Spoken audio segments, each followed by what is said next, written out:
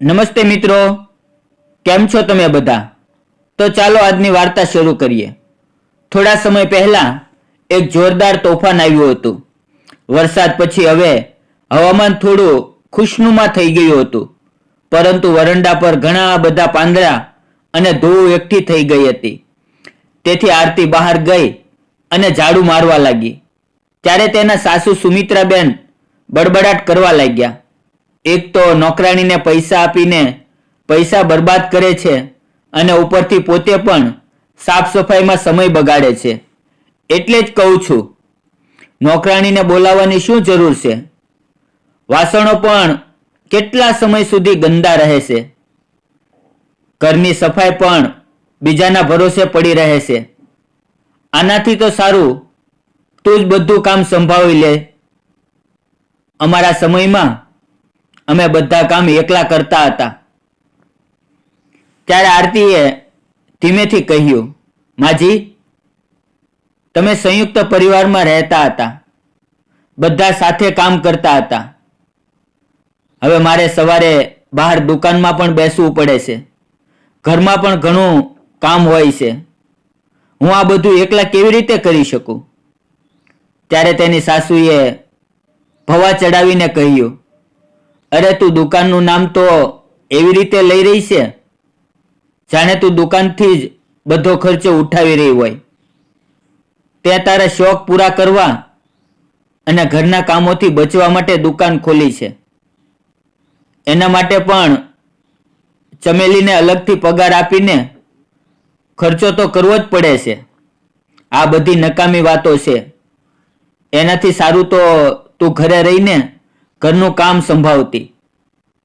હવે આરતીને વધુ દલીલ કરવાનું યોગ્ય ન લાગ્યું અને તે ચૂપચાપ ફ્લોર સાફ કરીને રસોડામાં ગઈ. સાંજનો ચાનો સમય થઈ ગયો હતો, તેથી તે રસોડામાં ગઈ અને ચા બનાવવા લાગી.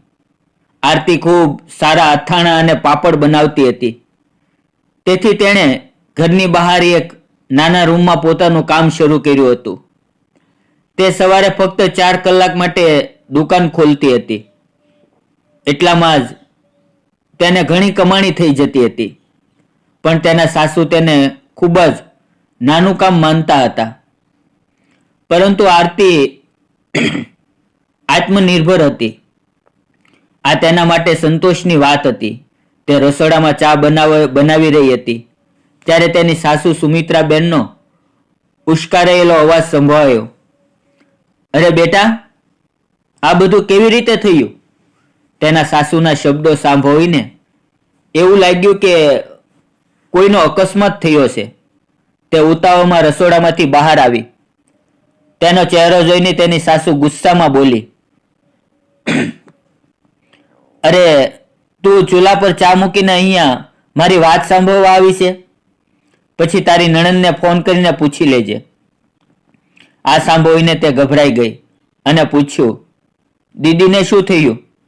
ત્યારે સુમિત્રાબેને કહ્યું, તારી નણંદને કંઈ નથી થયું. તેની સાસુ સીડી પરથી પડી ગઈ છે. હવે જા અને ચા બનાવ અને હા સાંભળ, વાતાવરણ સારું છે તો થોડા ભજીયા પણ તળી લેજે. આટલું કહીને તેમણે પોતાની દીકરીને કહ્યું, જો દીકરી, હોસ્પિટલમાં ભાગદોડ કરતા પોતાનું ધ્યાન રાખવાનું ના ભૂલી. પોતાના ખાવા પીવા માટે પણ સમય કાઢજે. તેઓ દીકરીને સલાહ આપવા લાગ્યા અને તેમની વહુને રસોડામાં પાછા જવાનો ઈશારો કરવા લાગ્યા. તેથી આરતી રસોડામાં પાછી ગઈ. તેને ખૂબ જ દુઃખ થયું કે તેની નણંદની સાસુ સીડી પરથી પડી ગઈ હતી અને તેના સાસુને બસ તેના ચા અને ભજીયાની ચિંતા હતી. ખેર, હવે સાસુએ ઓર્ડર આપી દીધો હતો, તેથી એ ભજીયા માટે શાકભાજી કાપવા લાગી. સાથે ચણાનો લોટ કાઢીને ખીરું બનાવવા લાગી. થોડી વારમાં આખું રસોડું ભજીયાની સુગંધથી સુગંધિત થવા લાગ્યું. પણ આરતીને કંઈ સારું લાગતું નહોતું. તેથી એ ઝડપથી ચા અને નાસ્તો તૈયાર કરીને તેની સાસુને આપ્યો અને તેને પોતાનો ફોન ઉપાડ્યો અને તેની નણંદ પ્રાચીને ફોન કર્યો. પછી તેને ખબર પડી કે પ્રાચી હજુ પણ હોસ્પિટલમાં છે. તેની સાસુ ગંભીર રીતે ઘાયલ છે. ડોક્ટરે ઓપરેશનનો આદેશ આપ્યો હતો. હવે તેની સાસુને લગભગ 5 મહિના સુધી બેડ રેસ્ટ પર રહેવાનું હતું. આ બધું જાણ્યા પછી આરતીને ખૂબ ખરાબ લાગ્યું. બીજા દિવસે તેઓ પણ હોસ્પિટલમાં મળવા ગયા હતા. આરતી બધા માટે જમવાનું બનાવીને સાથે લાવી હતી. તે કેટલાક ફળો વગેરે પણ લઈ ગઈ હતી. ત્યાંથી પાછા આવ્યા પછી તેના સાસુ સુમિત્રાબેનનો ચહેરો ઉતરી ગયો હતો. તેમને ચિંતા હતી કે તેમની દીકરી પર કામનો બોજ વધી જશે. આરતીને પણ પ્રાચી અને તેના પરિવાર માટે સારું લાગતું નહોતું. પરંતુ સુમિત્રાબેન કંઈક બીજું જ વિચારી રહ્યા હતા. સાંજે જ્યારે આરતી રસોડામાં રાત્રિ ભોજન બનાવવા જતા પહેલા તેના સાસુને પૂછવા આવી કે આજે ડિનરમાં શું બનશે, ત્યારે તેણે તેની સાસુને ફોન પર વાત કરતા સાંભળ્યા અને તેના પગ થંભી ગયા, કારણ કે તેઓ તેમની દીકરી સાથે વાત કરી રહ્યા હતા અને કહી રહ્યા હતા, જો દીકરી, લગ્ન કરવાનો અર્થ એ નથી કે વહુ સાસરિયાની નોકરાણી બની જાય. હવે તું ઘરની એકલી વહુ તો છે નહીં.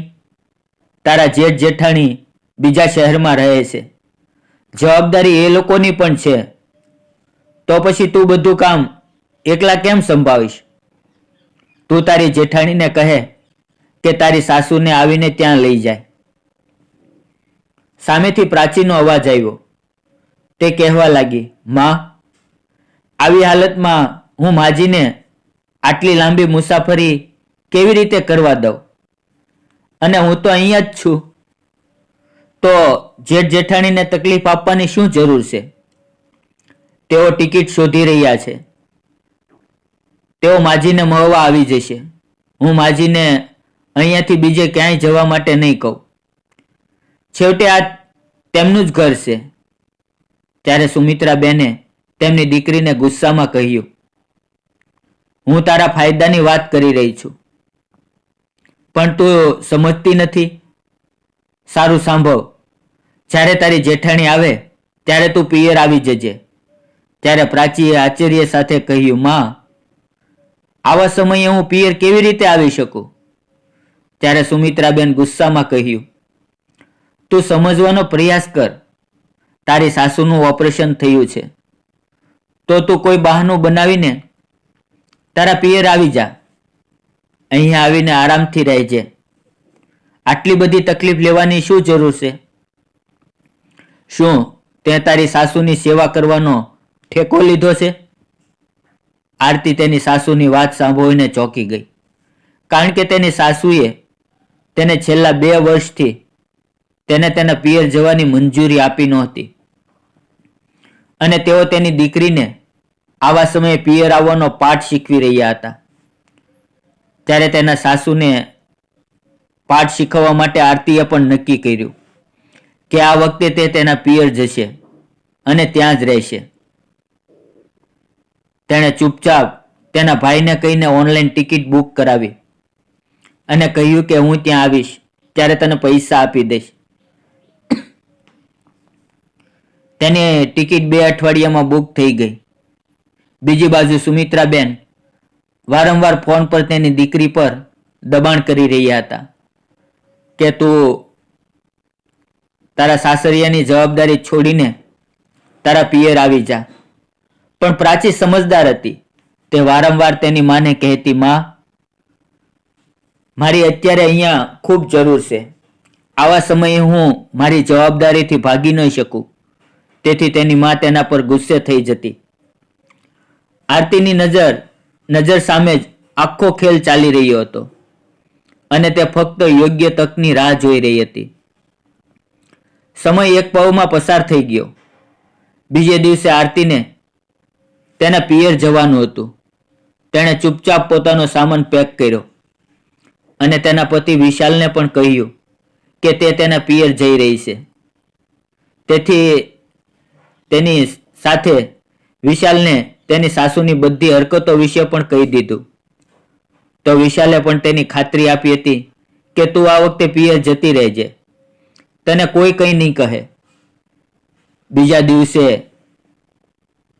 તેણે વહેલા સવારે નાસ્તો બનાવ્યો. મુસાફરી માટે તેણે પોતાની માટે આલુના પરોઠા અને કેરીનું અથાણું રાખી દીધું. વિશાલે તે દિવસે ઓફિસમાંથી રજા લીધી હતી જેથી તે તેની પત્નીને સ્ટેશન પર છોડી શકે. નાસ્તો કર્યા પછી આરતીએ સુમિત્રાબેનને કહ્યું, માજી, હું આજે પિયર જાઉં છું. આ સાંભળીને તેઓ ગભરાઈ ગયા અને બોલ્યા, અરે અચાનક તારા પિયર કેમ જઈ રહી છે? ત્યારે આરતીએ કહ્યું, માજી, હું 2 વર્ષથી મારા પિયર નથી ગઈ. મને મારી માને મળવું છે. ત્યારે સુમિત્રાબેને કહ્યું, અરે મારી તબિયત પણ સારી નથી. મને વારંવાર ચક્કર આવતા રહે છે. આવી હાલતમાં જો તું તારી સાસુની સેવા કરવાનું છોડીને આરામ કરવા માટે તારા પિયર જઈશ તો લોકો શું કહેશે કે કેવી વહુ મળી છે? પડોશમાં રહેતી તારી કાકીની વહુને જો તે તેના સાસુ સસરાની સેવા કરવામાં કેવી વ્યસ્ત છે. ત્યારે આરતી ચૂપ ના રહી શકી. તેણે કહ્યું, માજી, હું દિવસ રાત જોઈ રહી છું. તમે પ્રાચીબેનને ફોન કરીને ઉશ્કેરવાનો પ્રયાસ કરી રહ્યા છો કે તે તેની સાસુની સેવા કરવાનો ઠેકો નથી લીધો. તો શું મેં તમારી સેવા કરવાનો ઠેકો લીધો છે કે તમે મને 2 વર્ષથી મારા પિયર નથી જવા દેતા? તમને તો કંઈ થયું પણ નથી અને પ્રાચીબેનના સાસુનું ઓપરેશન થયું છે. તેઓ પથારીમાં પડ્યા છે.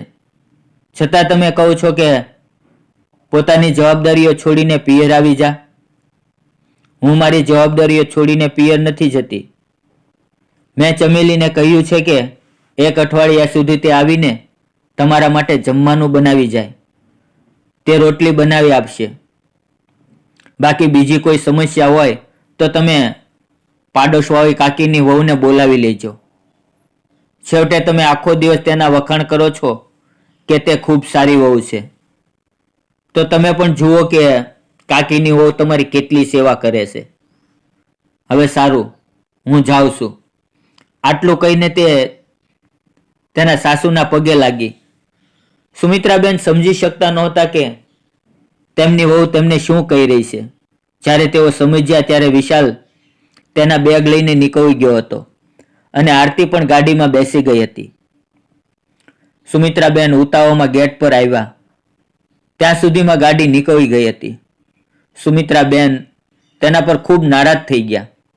જ્યારે આરતી તેના પિયર જઈને ફોન કર્યો ત્યારે તેણે ફોન ન ઉપાડ્યો. પરંતુ આરતીએ તેમનો બેવડો વ્યવહાર જોઈ લીધો હતો. તેથી તેણે પણ નક્કી કર્યું હતું કે તે તેની સાસુની નારાજગીને તેના પર અસર નહીં થવા દે. 1 અઠવાડિયા સુધી પિયર રહ્યા પછી તે પાછી આવી ગઈ. ત્યારે પણ તેના સાસુ સામાન્ય વ્યવહાર કરતા નહોતા. પરંતુ આરતીએ આ વાતને અવગણી. તેણે નક્કી કર્યું કે તે કોઈના મોઢું ફૂલાવાથી પોતાની માનસિક શાંતિને ખલેલ પહોંચાડવા દેશે નહીં. કારણ કે તેણે જોઈ લીધું હતું કે દીકરી અને વહુ વિશે તેના સાસુના વિચારો બિલકુલ અલગ છે. તેથી તેણે નક્કી કર્યું કે તે પોતાની ફરજ પૂરી ઈમાનદારીથી નિભાવશે, પણ તેની ઈચ્છાઓને પણ મહત્વ આપશે. કારણ કે તે ઘરમાં વહુ વિશે વિચારવાવાળી સાસુ નહોતી. તેથી તેણે જાતે વિચારીને બધા નિર્ણયો લેવા પડશે. આમ પણ તેનો પતિ તેની સાથે હતો. તેથી તેને બહુ સમસ્યા નહોતી. તેણીએ ફક્ત તેની સાસુના ટોણા અને ગુસ્સાને અવગણવાનું શીખવાનું હતું. તો મિત્રો, આ વાર્તા તમને કેવી લાગી? જો તમને વાર્તા ગમી હોય તો લાઈક, કોમેન્ટ અને શેર કરજો. અને જો તમે નવા હોવ તો ચેનલને સબસ્ક્રાઇબ. ચાલો ફરી મળીએ એક નવી વાર્તા સાથે. આવજો મિત્રો.